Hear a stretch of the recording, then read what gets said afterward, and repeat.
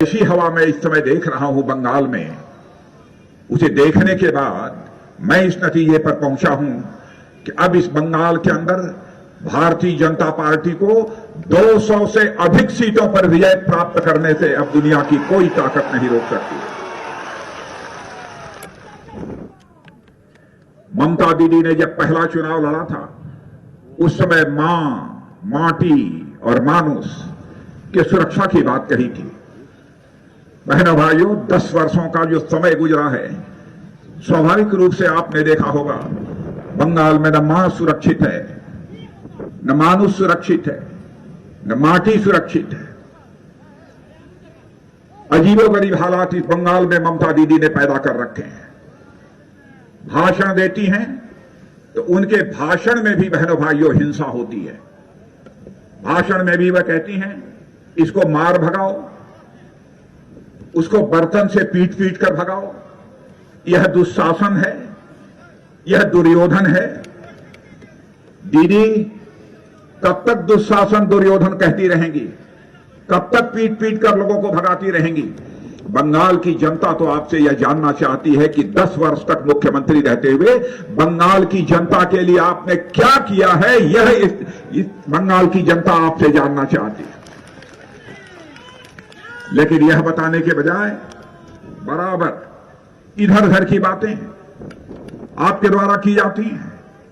यदि मैं इस क्षेत्र की बात देखूं तो मुझे मालूम है, मुझे लोगों ने बतलाया कि यहां आदिवासी समाज के एक महानायक कान्हू मुर्मू जी हुआ करते थे। उनकी एक प्रतिमा थी। यहां के कुछ लोगों ने उस प्रतिमा को तोड़ देने का काम किया है। बहनों भाइयों, आज मैं आपको भरोसा दिलाकर जाना चाहता हूं और मैं यहां कहूंगा नरहरि महतो जी से कि यहां पर आप जीतने के बाद जिस कान्हू मुर्मू की प्रतिमा यहां पर तोड़ी गई है, फिर से वह प्रतिमा बननी चाहिए और भव्य प्रतिमा इस स्थान पर बननी चाहिए। मैं यहां आपसे अपील करना चाहता हूं। ममता दी ने यह भी वादा किया था इस क्षेत्र में पानी का संकट है, पानी के संकट को दूर करेंगे। मैं आपसे पूछना चाहता हूं, पानी का संकट दूर हो गया है कि नहीं हो गया है? नहीं हुआ है। बहनों भाइयों, आज मैं आपको भरोसा दिलाकर जाना चाहता हूं, यह मेरा ही भरोसा नहीं है, भारत के प्रधानमंत्री नरेंद्र मोदी जी के द्वारा दिया गया भरोसा सारी हिंदुस्तान की जनता को है। 2024 समाप्त होने के पहले हर घर में नल पहुंच जाएगा और हर घर में नल में जल होगा। बहनों भाइयों, यह भी आपको भरोसा दिलाकर जाना चाहता हूं। फल और लाख उद्योग, यहां पर इतना बड़ा उद्योग था, फल और लाख उद्योग भी बर्बाद हो गया। लेकिन ममता दीदी ने इस फल और लाख के उद्योग को पुनर्जीवित करने के लिए जो कुछ भी करना चाहिए था उन्होंने नहीं किया है। रेती की अवैध खनन होती है यहां पर, जिसके मन आता है गुंडे बदमाश लोग भी चले आते हैं, वह भी खनन करते हैं। हमारा यह कहना है कि रेती का खनन होना चाहिए तो उस पर किसी दूसरे का अधिकार नहीं होना चाहिए। इस क्षेत्र की रहने वाली जनता का अधिकार होना चाहिए और किसी दूसरे का अधिकार नहीं होना चाहिए। इस बारे में भी हमारी सरकार विचार करेगी। इस क्षेत्र के विकास के साथ साथ मैं आपको बतलाना चाहता हूं, बंगाल को सोनार बांग्ला बनाने का यह भारतीय जनता पार्टी का संकल्प है और उस संकल्प को बहनों भाइयों हम पूरा करेंगे, आपको हम भरोसा दिलाते हैं। बार बार जब भी होता है बराबर हम सारे लोगों को, ममता दी कहती हैं कि यह सब सारे बाहरी लोग हैं।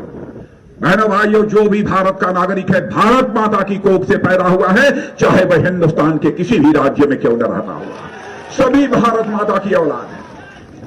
क्या यह भारत को तोड़ना चाहती है? बंगाल में यदि कोई बाहर से चला आया तो बाहरी हो गया। उत्तर प्रदेश में क्या हमारा बंगाल का भाई चला जाएगा तो हम उसे बाहरी कहेंगे? बहनों भाइयों, भारत माता की कोख से पैदा हुए हर औलाद एक दूसरे के भाई भाई हैं। और जिस राजनीतिक पार्टी से मैं आता हूं, भारतीय जनता पार्टी, बहनों भाइयों, भारतीय जनसंघ के रूप में हम लोग की पार्टी की स्थापना करने का काम यदि किसी मां के सपूत ने किया था, किसी बंगाल की मां की कोख से पैदा हुए डॉक्टर श्यामा प्रसाद मुखर्जी ने पैदा किया था। बहनों भाइयों, और वही डॉक्टर श्यामा प्रसाद मुखर्जी जी की पार्टी आज भारतीय जनता पार्टी हो गई है। और भारतीय जनता पार्टी आज हिंदुस्तान की ही नहीं बल्कि दुनिया की सबसे बड़ी राजनीतिक पार्टी बनकर खड़ी हो गई। बंगाल के ही मां के सपूत ने इतनी बड़ी पार्टी भारत के अंदर बना दी कि यह पार्टी दुनिया की सबसे बड़ी पार्टी बन गई। उस पार्टी में रहने वाले लोग बाहरी हो गए और आप अंदर की हो गई, जिन्होंने कि बंगाल को पूरी तरह से तबाह कर दिया है, बर्बाद कर दिया है। बहनों भाइयों, हमारी सरकार ने, हमारे प्रधानमंत्री ने बंगाल के विकास के लिए क्या क्या किया है, यदि मैं इसकी चर्चा करूं घंटे भर का समय लग जाएगा। लेकिन मैं पत्रकार मित्रों के सामने भी एक आंकड़ा रखना चाहता हूं। जब कांग्रेस की सरकार थी, 13th फाइनेंस कमीशन के द्वारा इस बंगाल के लिए केवल 1,32,000 करोड़ रुपया दिया गया था। लेकिन जब हम लोगों की सरकार बन गई, मोदी जी भारत के प्रधानमंत्री बन गए, तो 14th फाइनेंस कमीशन के अंतर्गत 4,48,000 करोड़ रुपया इस बंगाल के विकास के लिए हमारी सरकार ने दिया। ममता दी से मैं पूछना चाहता हूं, कहां चला गया वह पैसा? क्या हमारी सरकार ने बंगाल के साथ कोई भेदभाव किया था? क्या हमारी केंद्र की सरकार बंगाल का विकास नहीं करना चाहती है? जब होता है तब अनाप शनाप आरोप इनके द्वारा लगाए जाते हैं। बहनों भाइयों, जिस बंगाल की धरती पर रविंद्र संगीत सुनाई देते थे, जिस बंगाल की धरती पर चैतन्य महाप्रभु का कीर्तन होता था, जिस धरती पर स्वामी विवेकानंद का संदेश सुनाई देता था, उस बंगाल की धरती पर आज बमों के धमाके हो रहे हैं, बमों की खुलेआम फैक्ट्रियां चल रही हैं। मैं भी उत्तर प्रदेश का मुख्यमंत्री रहा हूं। बहनों भाइयों, यदि कोई मां का लाल यदि उत्तर प्रदेश में बम बनाने की जरूरत करता तो मैं सीधे उसको उल्टा कर देता। बहनों भाइयों, उसकी मैं खाक खड़ी कर देता। टेलीविजन के पर्दे पर आए दिन दिखाया जा रहा है कि बंगाल में बम बनाए जा रहे हैं, और बम बनाने वाले कह रहे हैं कि हम यहां के लोगों को बम बेचते हैं ताकि एक दूसरे राजनीतिक पार्टी के ऊपर बम फेंको। हमारे 150 से लेकर 200 कार्यकर्ताओं को मार डाला गया। कौन है इसके लिए जिम्मेदार? बहनों भाइयों, क्या किसी मुख्यमंत्री की यह जिम्मेदारी नहीं बनती है? हर व्यक्ति को, चाहे वह किसी जाति का हो, किसी मजहब का हो, किसी पंथ का हो अथवा किसी राजनीतिक पार्टी का हो, उसको वह सुरक्षा मुहैया कराए। जब तक राज्य सुरक्षित नहीं होगा तब तक राज्य का विकास किसी भी सूरत में नहीं हो सकता। और बहनों भाइयों, हमारी सरकार आएगी, इस बंगाल में आ रही है, और आने के बाद मैं यकीन दिलाना चाहता हूं, केवल हम भारतीय जनता पार्टी के लोगों को ही सुरक्षा नहीं मुहैया कराएंगे, बल्कि कांग्रेस, वामपंथी और टीएमसी भी होगा, उसको भी हम सुरक्षा मुहैया कराएंगे। सुरक्षा की पक्की गारंटी हम पूरे बंगाल को देंगे। हम इंसान और इंसान के बीच नफरत पैदा करने वाले हम लोग नहीं है बहनों भाई। लेकिन बंगाल के समाज को जाति के आधार पर, मजहब के आधार पर, धर्म के आधार पर बांटकर बराबर ममता दीदी ने यहां सरकार बनाने की कोशिश की है। ममता दीदी, मैं आपसे कहना चाहता हूं, राजनीति केवल सरकार बनाने के लिए नहीं की जानी चाहिए। राजनीति यदि की जानी चाहिए तो समाज बनाने के लिए राजनीति की जानी चाहिए, देश बनाने के लिए राजनीति की जानी चाहिए। आप समाज को बांटकर बंगाल का विकास करना चाहती हैं। एक समाज को ज्यादा प्रश्रय, दूसरे को दबाना, यही सिलसिला लगातार उनके शासनकाल में रहा है। लेकिन बहनों भाइयों, अब यह नहीं चलने पाएगा। और मैं कहकर जा रहा हूं, भारतीय जनता पार्टी का होने के बावजूद, चाहे कोई हिंदू हो, मुसलमान हो, ईसाई हो, हम भेदभाव नहीं करेंगे। लेकिन जो जुर्म और अत्याचार करेगा उसे दंडित करने से भी बाज नहीं आएंगे, उसे कठोर दंड भी देंगे, चाहे कोई भी हो। हम लोग पक्षपात करने वाले नहीं हैं। हम जाति, पंथ और मजहब के आधार पर राजनीति करने वाले लोग नहीं हैं। हम इंसाफ और इंसानियत के आधार पर राजनीति करने वाले हम सब सारे लोग हैं। मेरे बहनों भाइयों, कहां ले गई ममता दीदी इस बंगाल को? आज सारा हिंदुस्तान नवीन शताब्दी में जी रहा है, लेकिन हमारा यह बंगाल आज 19वीं शताब्दी में जी रहा है। केवल वामपंथियों की जो सरकार रही है 35 वर्षों तक, उसके कारण ऐसा हुआ है। ममता दीदी की 10 वर्षों तक फिर यहां सरकार है, इनके कारण बहनों भाइयों यहां पर हुआ है। ऐसे हालात इन लोगों ने पैदा कर दिए। जब होता है तब मोदी जी को दोष देती हैं कि मोदी जी जिम्मेदार हैं, मोदी जी मदद नहीं कर रहे हैं। बहनों भाइयों, प्रधानमंत्री किसान सम्मान निधि के अंतर्गत हिंदुस्तान के हर किसान के खाते में हम लोगों ने हर वर्ष 6,000 रुपया डाला है। लेकिन यहां की सरकार, यहां के मुख्यमंत्री ने जो किसानों की सूची भारत सरकार को देनी चाहिए थी कि इन किसानों के खाते में पैसा डाल दो 6,000 रुपया, वह किसानों की सूची भारत सरकार को ममता दीदी ने नहीं दिया। बहनों भाइयों, हम लोग बार बार आग्रह करते रहे। हमारे बंगाल के किसान भाइयों ने कौन सा अपराध किया है ममता दी? उनकी सूची दीजिए। हम आपसे एक पैसा ले नहीं रहे हैं, हम आपको पैसा किसानों को दे रहे हैं, लेकिन नहीं, सूची नहीं दिया। अब हम लोगों ने सारे देश भर में 12,000 रुपए तक किसानों को दिया। हर साल 6,000 रुपया देते हैं, उनके खाते में सीधे डाल देते हैं 12,000 रुपया। 3 साल का देखें तो 18,000 रुपया आगे हो जाएगा। लेकिन आपको मैं भरोसा दिलाकर जाना चाहता हूं, भले ही ममता दी ने आपको पैसा न देने दिया हो, लेकिन बहनों भाइयों, जिस दिन हमारी सरकार बन जाएगी उसके महीने 1.5 महीने के अंदर ही हर किसान के खाते में जो बचा हुआ पैसा है 18,000 रुपया डाल दिया जाएगा। 18,000 रुपया आपके खाते में डाल दिया जाएगा।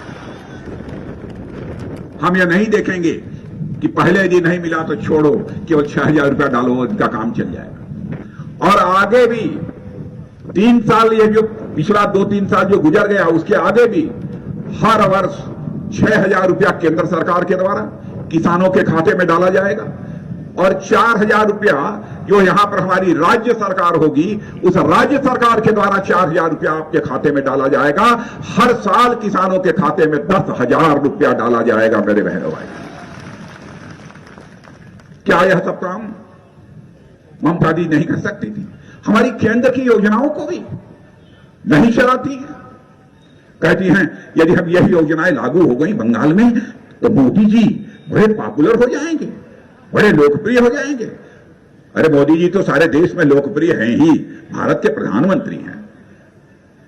वह किसी राज्य के साथ कोई भेदभाव नहीं करते, चाहे किसी भी पार्टी की वहां सरकार क्यों न हो। अब जैसे प्रधानमंत्री आवास योजना के अंतर्गत हिंदुस्तान के हर राज्य में गरीबों के लिए पक्के मकान बनाए जा रहे हैं, पक्के मकान गरीबों के लिए। वैसे तो हमारे प्रधानमंत्री जी ने कहा था कि 2022 तक हम सभी को पक्का मकान मुहैया उपलब्ध कराएंगे जिनके पास पक्का मकान नहीं है। बंगाल में जितनी प्रभावी तरीके से वह स्कीम लागू होनी चाहिए थी, बहनों भाइयों, उतने प्रभावी तरीके से इस स्कीम को यहां की सरकार ने लागू नहीं होने दिया। मैं बंगाल की जनता को भरोसा दिलाता हूं कि मेरे बहनों भाइयों, हमारी सरकार बन जाएगी। 2 से लेकर 3 वर्ष तक का समय लगेगा। एक भी गरीब ऐसा नहीं बचेगा जिसे अपना सिर ढकने के लिए पक्का मकान न मिल जाए, ऐसा एक भी गरीब परिवार शेष नहीं बचेगा। और यह प्रधानमंत्री आवास योजना पिछले 4-5 वर्षों से चल रही है लगातार। शौचालय घर घर में हम लोग सारे देश भर में बनवा रहे हैं, लेकिन यहां बामुश्किल कुछ घरों में बना है, मुझे यह बतलाया गया है। क्या माताओं बहनों की इज्जत और अजमत की चिंता एक यहां महिला मुख्यमंत्री हो उसके द्वारा नहीं की जानी चाहिए? सभी घरों में शौचालय बनेंगे। यह भी मैं आपको पूरी तरह से यकीन दिलाता हूं, भरोसा दिलाता हूं बहनों भाई। दुर्गा पूजा हो, सरस्वती पूजा हो, अब कोई माई का लाल, कोई मां का लाल अब बंगाल की धरती पर दुर्गा पूजा, सरस्वती पूजा को रोक नहीं पाएगा मेरे बहनों भाइयों, डंके की चोट पर। और आज जिस धरती पर खड़े होकर मैं बोल रहा हूं, मैं जानता हूं इस धरती पर भी कई मंदिर हैं। इस धरती को तो मंदिरों की धरती कहा जाता है, मुझे बतलाया गया है। लेकिन यह भी जानकारी दी गई है कि यहां कई मंदिर पूरी तरह से खंडहर पड़े हुए हैं। क्यों ऐसे हालात हैं? अरे जनता तो खुद ही चंदा लगाकर मंदिर बनवाती है, उसकी मरम्मत कराती है, लेकिन जनता को ही आपने कंगाल बना दिया है। खाने के लिए पैसा नहीं रह गया, क्या करेगी जनता? बहनों भाइयों, हालात हम लोगों को बदलने होंगे। और एक बहुत ही महत्वपूर्ण योजना जो हमारी सरकार ने प्रारंभ की है, कान खोलकर आप भी सुन लीजिए, और प्रारंभ की है तो लागू हो गई है, करोड़ों लोगों ने देश में उसका लाभ ले लिया है। वह योजना है आयुष्मान भारत की योजना। गरीब से गरीब व्यक्ति बीमार हो जाएगा, यदि उसके जेब में फूटी कौड़ी भी नहीं है इलाज कराने के लिए, एक भी पैसा नहीं है इलाज कराने के लिए, तो आयुष्मान भारत योजना ऐसी है बहनों भाइयों कि 5 लाख रुपए तक का एक साल में आपका मुफ्त इलाज किया जाएगा। 5 लाख रुपए तक का मुफ्त इलाज किया जाएगा। यह है आयुष्मान भारत योजना। और यदि आपकी बीमारी एक साल में ठीक नहीं होती है, अगले साल भी जरूरत होगी तब भी आपका 5 लाख रुपए तक का मुफ्त इलाज किया जाएगा। यह है आयुष्मान भारत योजना। दुनिया के किसी देश में इस प्रकार की योजना लागू नहीं है। इस प्रकार की योजना यदि लागू है तो केवल और केवल भारत में लागू है, और इसका श्रेय यदि किसी को दिया जाना चाहिए तो भारत के प्रधानमंत्री नरेंद्र भाई मोदी को इसका श्रेय दिया जाना चाहिए। अब इन सब सारी चीजों को क्यों नहीं लागू करती है ममता दी, इस बात समझ में नहीं आती। मैं आपको याद दिलाना चाहता हूं, जब राजीव गांधी जी भारत के प्रधानमंत्री थे तो एक समय उन्होंने अपनी लाचारी जाहिर करते हुए यह कहा था, क्या करें, मैं मजबूर हूं, दिल्ली से जनता के लिए यदि मैं 100 पैसा भेजता हूं तो बामुश्किल 16 पैसा लोगों की जेब में पहुंच पाता है, 84 पैसा लोग खा जाते हैं, भ्रष्टाचार की भेंट चढ़ जाता है। हमारे प्रधानमंत्री ने, नरेंद्र भाई मोदी ने प्रधानमंत्री बनने के साथ ही यह तय किया, हम एक भी पैसा भ्रष्टाचार की भेंट नहीं चढ़ने देंगे, भ्रष्टाचारियों की जेब में नहीं जाने देंगे। और आप सभी लोगों का प्रधानमंत्री जनधन योजना के अंतर्गत खाता खुला होगा। यदि ममता दी ने नहीं खुलवाया होगा तो खुलेगा, हर परिवार का खाता खुलेगा। और बहनों भाइयों, किसानों को जो हम पैसा दे रहे हैं, अब 6,000 रुपया वहां से भेजते हैं तो 5,000 किसानों को नहीं मिलता है, 6,000 का 6,000 रुपया उनके खाते में जाता है। एक पैसा भी अब भ्रष्टाचार की भेंट नहीं चढ़ने पाता। व्यवस्था में परिवर्तन करके भ्रष्टाचार पर काबू पाया जा सकता है, लेकिन नीयत साफ होनी चाहिए। नीयत यदि ठीक न हो तो भ्रष्टाचार पर किसी भी सूरत में काबू नहीं पाया जा सकता। इसलिए मैं आज कहने आया हूं, मेरे बहनों भाइयों, भारतीय जनता पार्टी एकमेव ऐसी राजनीतिक पार्टी है जो कि आपका विकास कर सकती है। इस राज्य को सचमुच हम सोनार बंगला बना सकते हैं। मैं समझता हूं भारतीय जनता पार्टी ने जो घोषणा पत्र जारी किया होगा, क्यों नरहर जी, घोषणा पत्र की चर्चा हो गई है, यहां पर सारी चीजें बतला दी गई है लोगों को। घोषणा पत्र में जो चीजें हैं बतला दिया है कि नहीं बतलाया? नहीं बतलाया अभी। ओहो, तो बड़ा लंबा समय लग जाएगा। बहुत सारे फैसले हम लोगों ने किए। बहनों भाइयों, हम लोगों ने फैसला किया है नौकरियों में माताओं बहनों को 33% का आरक्षण दिया जाएगा। 33% का आरक्षण दिया जाएगा। पुरुष लोग नाराज तो नहीं होंगे इससे? और जब मैं भारतीय जनता पार्टी का राष्ट्रीय अध्यक्ष था, जिस समय मोदी जी प्रधानमंत्री बने थे, उस समय मैंने पार्टी में भी बहनों को 33% का आरक्षण दिया था बहनों भाइयों। और अब हम लोगों ने फैसला किया है कि महिलाओं को नौकरी में भी 33% का आरक्षण दें। और कान खोलकर एक बात और सुन लीजिए, घर में जाकर बतला दीजिएगा, अपनी घरवाली को भी बतला दीजिएगा, माता बहन जी को भी बतला दीजिएगा, अब माताओं बहनों का मुफ्त इलाज किया जाएगा, एक भी पैसा नहीं लगेगा। यह भी हम लोगों ने घोषणा में की। विधवा पेंशन जो पहले 1,000 रुपया मिलता था, उसे बढ़ाकर 3,000 रुपया कर दिया जाएगा। जब हमारी सरकार बनेगी 1,000 से बढ़ाकर 3,000 कर दिया जाएगा। और एक बालिका आलो योजना के तहत बालिकाओं को आर्थिक सहायता दी जाएगी, और 18 वर्ष की जब उम्र पूरी कर लेंगी तो उनके पास 2 लाख की सहायता दी जाएगी। यह भी हम लोगों ने घोषणा किया है। अब किसानों की बात मैंने बतला दिया है। यहां पर मछुआरे समाज का कोई है कि नहीं? मछुआरे समाज का कोई है? हाथ उठाइए। अब हर साल 6,000 रुपया मछुआरों को भी मुहैया कराया जाएगा। हर साल उनके अकाउंट में 6,000 रुपया डाला जाएगा। आशा बहनें हैं ना यहाँ, आशा कार्यकर्ता हैं कि नहीं, जानते हो कि नहीं? पहले उनको 4,500 रुपया मिलता था, उनका भी वेतन बढ़ाकर 6,000 रुपया कर दिया जाएगा। ये आप लोगों ने फैसला किया है।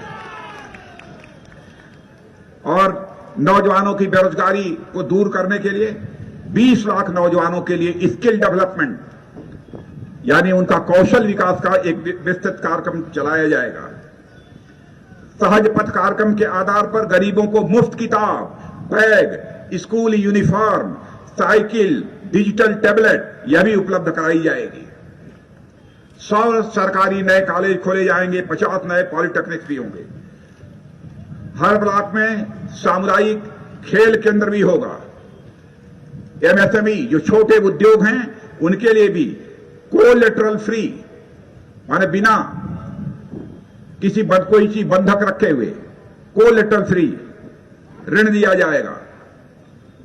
और ऐसे ही बहुत सारी बातें हैं। यदि मैं पढ़ना शुरू करूं तो लंबा समय लग जाएगा मेरे मित्रों, लेकिन यहां पर मैं बतलाना चाहता हूं कि मुख्य बात, आपके घर के भी लड़के लड़कियां पढ़ते होंगे।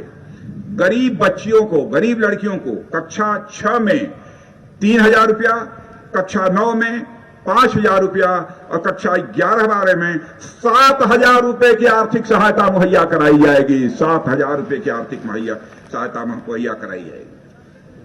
बंगाल में घुसपैठ भी बहुत होती है। बहनों भाइयों, बन जाने दीजिए सरकार। देखता हूं किसने अपने मां का दूध पी रखा है कि हमारी बंगाल की धरती पर घुसपैठ कर जाए। अवैध घुसपैठिए की इजाजत हम लोग किसी भी सूरत में नहीं देंगे। असम में बहनों भाइयों, भारत का गृह मंत्री रहते हुए मैंने वहां पर फेंसिंग कराई और जहां पर नदियां थी वहां पर टेक्नोलॉजिकल हमने व्यवस्था कराई। अब असम में पहले की अपेक्षा बहुत ही कम शायद रह गया होगा तो घुसपैठिए आ पाते होंगे, लेकिन अब घुसपैठियों को वहां पर घुसपैठ करने का अवसर प्राप्त नहीं हो पाता। ऐसे कई कदम हमारी सरकार ने उठाए हैं और आगे भी हम लोग उठाएंगे। हम आपको यह भरोसा दिलाते हैं, आपको हम यह विश्वास दिलाते हैं। और अंत में यही कहना चाहेंगे कि मित्रों, इस बार भारतीय जनता पार्टी को जिताइए। और हमारी ममता दी जो बार बार धमकी देती हैं, किसी को धमकी में आने की कोई जरूरत नहीं है। ममता दीदी को बतला देना चाहता हूं कि ममता दीदी, अब बंगाल में अब यही दादागिरी चलवे ना, यही दादागिरी चलवे ना। बराबर जब होता है तब कहती हैं खेला हो बे, खेला हो बे। अरे क्या खेला हो बे? अब न बंगाल में खेला हो बे, न अब बंगाल में तमाशा हो बे, अब बंगाल में काम हो बे, अब बंगाल में विकास हो बे, अब खेला ना हो बे, अब काम हो बे, अब ना हो बे। और मेरे बहनों भाइयों, 2 मई को दीदी जाचे आशोल परिवर्तन आशे चलेगा। जब लोकसभा का चुनाव था उस समय हम लोगों ने यह कहा था चुपे चाप कमल छाप, कहा था ना कि नहीं कहा था। लेकिन इस बार चुपे चाप कमल छाप नहीं कहेंगे, इस बार कहेंगे जोरे छाप तृणमूल साफ, जोरे छाप तृणमूल साफ। हिम्मत के साथ जाइए और अपना मतदान कीजिए मेरे बहनों भाइयों। कमल के फूल का बटन दबाइए और हमारे प्रत्याशी को भारी मतों से विजय दिलाइए। और नरहरि महतो को पहली बार चुनाव लड़ना है नरहरि जी। अच्छा, आप तो ये तो देखिए सांसद रह चुके हैं, लेकिन उन्होंने फैसला किया जनता की सेवा करनी है राज्य में रहकर, इसलिए ये विधायक का चुनाव लड़ रहे हैं नरहरि जी महतो। तो इनको भारी मतों से जिताएंगे कि नहीं जिताएंगे? पक्का इधर के लोग जरा बतलाइए हाथ उठा के। यदि जिताना है जरा तालियां बजाकर एक बार संदेश दे दीजिए। बहुत बहुत धन्यवाद। नरहरि जी, अब जनता ने तो दे दिया संदेश कि आप जीते ही रहे हैं, इसमें संदेह है? कह रहे हैं संदेह नहीं है तो मैं